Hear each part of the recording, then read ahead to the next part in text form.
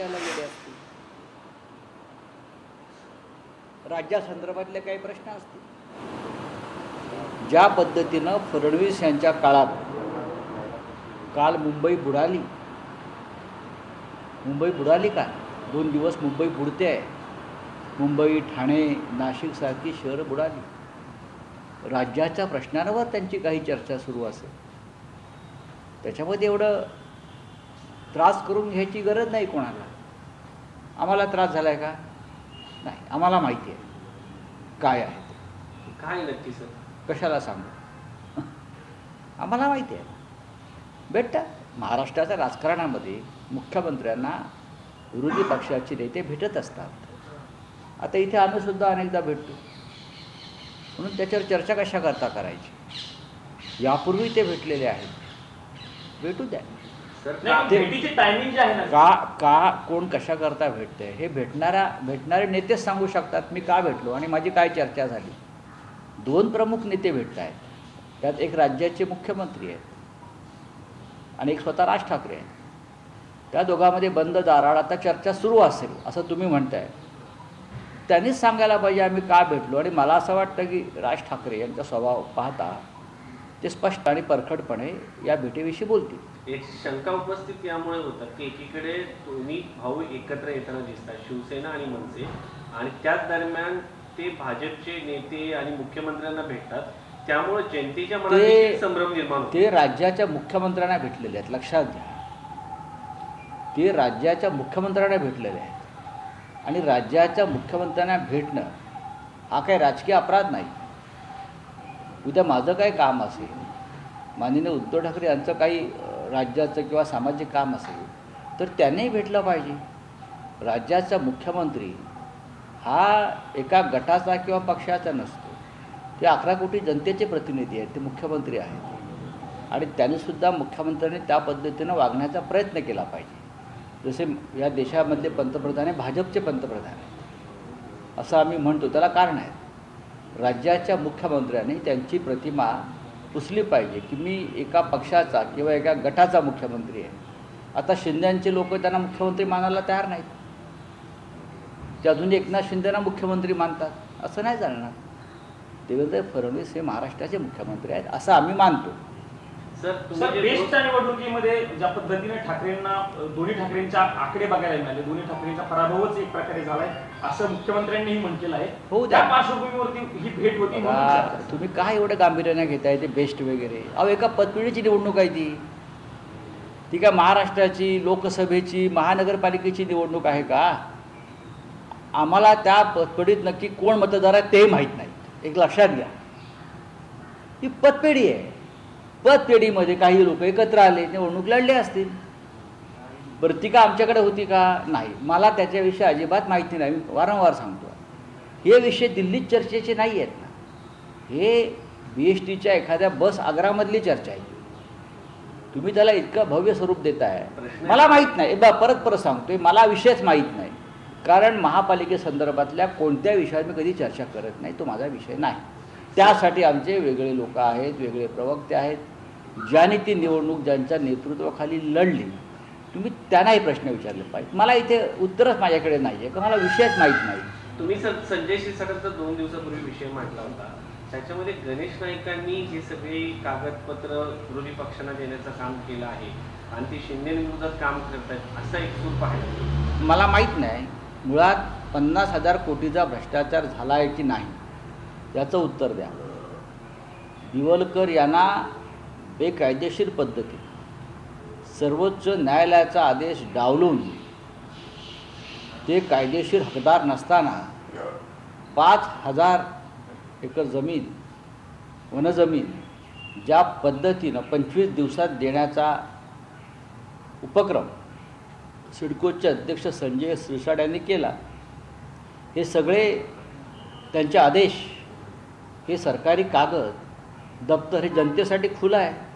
गणेश नाईकांवरती कशा करा? तुम्ही भ्रष्टाचार केलेला आहे आणि जो नवीन कायदा अमित शहा आणू इच्छित आहेत मंत्र्यांना अटक करून तुरुंगात टाकण्याचा, तर तो पहिला प्रयोग संजय शिरसाट यांच्यावरती व्हायला पाहिजे. पहिला प्रयोग हा संजय शिरसाट यांच्यावरती व्हायला पाहिजे. गणेश नाईक हे त्या भागातले प्रमुख नेते आहेत, ते भाजपचे मंत्री आहेत. हे तुम्ही स्थानिक राजकारण कशा करता? 50,000 कोटीचा भूखंड घोटाळा हा महाराष्ट्रातला ऐतिहासिक भूखंड घोटाळा. आणि आता मुंबईत गेल्यावरती त्या संदर्भात या विषयावरती काय करायचं याच्यावरती आमची चर्चा झालेली आहे. वरिष्ठ नेतृत्वात मग राष्ट्रवादी काँग्रेसचे असतील. काल माननीय शरद पवार साहेबांनी सुद्धा त्या संदर्भातले कागदपत्र मागवून घेतले माझ्याकडे. काल माननीय शरद पवार साहेबांना सुद्धा धक्का बसला आहे वाचून ऐकून. त्यांनी काल माझ्याकडून या संदर्भातले सगळे कागदपत्र ही स्वतः मागवून घेतले. ते पुन्हा अमित शहाची भेट घेणार. तुम्ही जसं पत्र लिहून अमित शहाना ती हँडओव्हर केली होती कागदपत्र 2 दिवसांपूर्वी संसदेत भेटल्याच्या नंतर. शरद पवार मला माहीत, हे मी कसं काय सांगतो. पण या सगळ्या प्रकरणामध्ये गणेश नाईकांची तक्रार थेट दिल्लीपर्यंत करण्यात आलेली आहे. त्यांनी हे सगळं प्रकरण काढलेलं आहे. अहो, प्रश्न इतकाच आहे, 50,000 कोटीचा घोटाळा झालाय की नाही हा प्रश्न आहे. कागद कुठून आले आणि स्फोट कुठून झाला हा विषयच नाही आहे. आपण शेण खाल्लं की नाही, आपण शेण खाल्ल्याचे तुमच्या तोंडाला वास, स्वतः शेण खायचं आणि दुसऱ्याच्या तोंडाला वास घ्यायचा, हे काय चाललं. 50,000 कोटीचा घोटाळा झालेला आहे. त्यातले 20,000 कोटी एकनाथ शिंदे, संजय शिरसाट यांना मिळालेले आहेत. त्यातले 10,000 कोटी दिल्लीतल्या बॉसपर्यंत आलेत असं त्यांचेच लोक सांगत आहेत. याच्यामुळे याच्यात सगळ्यात जास्त बदनामी अमित शहांची झालेली आहे, हे मी त्यांना स्वतः सांगितलेलं आहे. सर, काल अमित शहांनी पंतप्रधानांना पदावरून काढण्याच्या संदर्भातलं विधेयक लोकसभेत मांडले. मग काढा काढा. एवढे आरोप आहेत प्रधानमंत्र्यांवरती. या देशाची सार्वजनिक संपत्ती आपल्या एका मित्राला कवडी मोल भावात किंवा फुकटात दिली.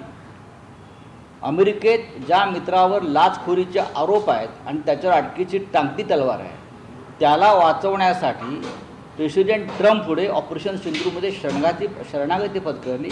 हा राष्ट्रीय अपराध केला आहे प्रधानमंत्र्यांनी. गुन्हा दाखल करावा गृहमंत्र्यांनी देशद्रोहाचा आणि अटक करावी, बडतर्फ करावं.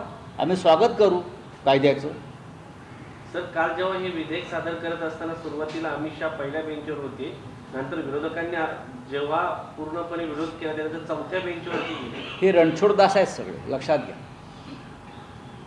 रणछोडदास ही गुजरातमधली एक उपाधी आहे. रणछोडदास हे प्रत्यक्ष समोरून कधीच लढाई करणारे लोक नाही आहेत. त्यांच्या हातात पैसे आणि जेव्हा सत्ता आणि पोलीस असतात तेव्हा ते मर्द असतात. एरवी हे मर्द नसतात. ज्या दिवशी ह्याच्या हातात सत्ता नसेल ह्या लोकांच्या आणि त्यांच्यावरती अटकेची टांगती तलवार असेल तेव्हा हे सगळे लोक याच कायद्याच्या भीतीनं देश सोडून पळून गेले. काँग्रेसनं PMLA कायदा आणला तेव्हा त्यांना सांगण्यात आलं की हा कायदा तुमच्यावर उलटेल.